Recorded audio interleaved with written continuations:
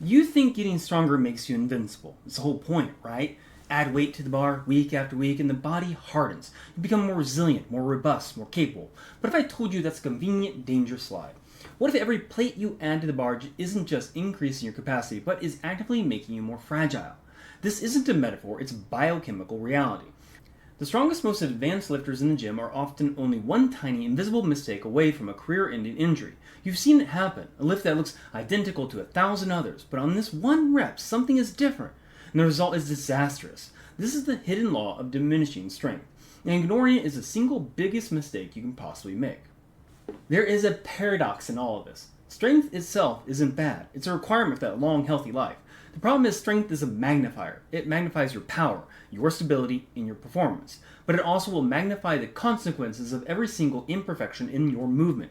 Think of it like this. A typo in a text message is a minor screw-up. It's annoying, but the message gets through. But a single typo in a line of computer code can crash a multi-billion-dollar financial system. The more power a system wields, the more devastating the consequences of a small error. Your body is that system, and as you get stronger, the power grows exponentially. Physics does not negotiate. Force equals mass times acceleration. When you are a novice, the mass on the bar is low. A slight wobble in your bar path or a minor asymmetry, those are typos.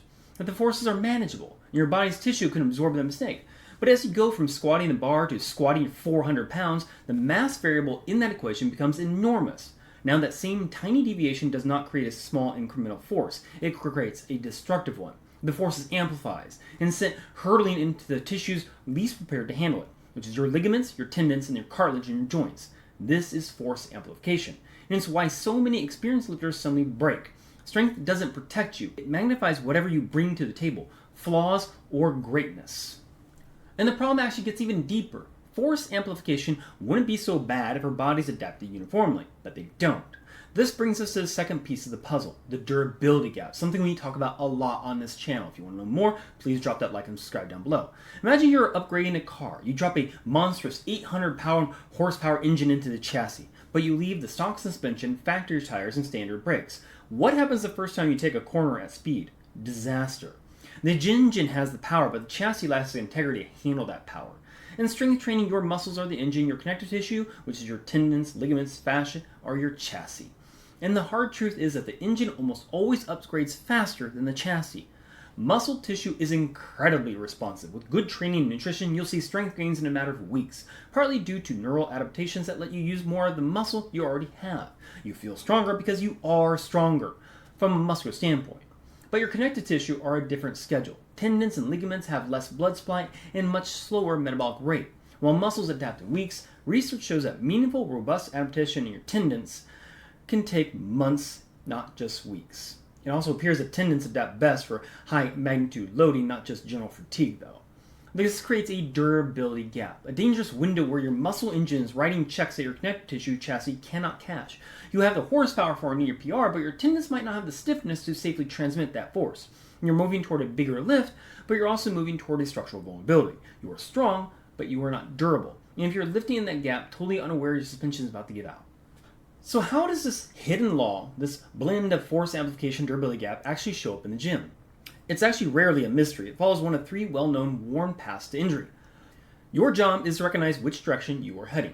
Okay, so pathway number one, the ego lift. When your weight exceeds your technique. And this is the most obvious and brutal path. You know the feeling. The gym is buzzing, you feel good, you decide today's the day, so you chug all your pre-workout. You load a weight you never touch. The first half of the rep is good. Then you hit that sticking point. This is the moment of truth. Instead of admitting your technique is failing, your ego takes over. In a deadlift, your back rounds, sending shear forces to your spine. In a bench press, your shoulders roll forward and your elbows flare, grinding your rotator cuff. You have chosen to move the weight at all costs. Even if you're not in competition, just a normal Tuesday. You're intentionally introducing a massive typo into your movement, but you're doing it with maximum force. The amplified force finds the path of least resistance, a ligament that wasn't meant for that load or a tendon that has been lagging in its adaptation. That twinge isn't just pain, it's physical tearing of the tissue. Then you have pathway number two, the fatigue breakdown, the treachery of that final rep in a set. This path is more insidious. It doesn't happen on a 1 rep max, it happens at the end of a hard set. Reps 1 through 7 were clean, but fatigue is corrosive. As your primary muscles tire, your nervous system's ability to coordinate the movement starts to falter. The smaller, crucial stabilizing muscles begin to check out. On that final, grinding rep, your form breaks down. Maybe your knee claps inwards on a squat. Maybe one side takes over on an overhead press. These are subtle errors, but under heavy load, even a subtle error generates destructive force. You finish the rep, you rack the weight and feel accomplished, but you also feel this deep, unfamiliar ache. You just choose one more rep over technical stability. This is how overuse injuries are born. The slow drip of slightly off reps, each sending a shockwave in your connective tissue until they finally get out. And pathway number 3, the unseen asymmetry, that slow burn to a snap. This is the most deceptive path. It's the injury that seems to come from nowhere. You're warming up with a light weight, doing something you've done 1,000 times, and suddenly, sharp, searing pain. You're left thinking, how? I wasn't even lifting heavy. The truth is, the injury didn't happen right then. It was a result of a slow burn caused by an unseen asymmetry. Maybe one hip is tighter. Maybe old ankle sprains suddenly change your mechanics. While evidence shows muscle imbalances are a contributing factor, not a sole cause, they create a hidden risk. Under light loads, the body is a master of compensation. But remember the law, strength is a magnifier. As you get stronger, you also magnify the effects of that asymmetry. The compensation that was manageable with a 135-pound squat becomes unsustainable at 315. With every heavy rep, you amplify the dysfunctional pattern, sending repetitive damaging forces into the same spot. The tissue, often a tendon, gets chronically irritated and slowly degenerates. It gets weaker and weaker until that one final light rep when it snaps. The injury didn't come from out of nowhere. It was an inevitable conclusion of choosing to build strength on a faulty foundation. If this is starting to change how you see your training, a quick like on the video would be appreciated. It helps get this info to more lifters who need to hear it.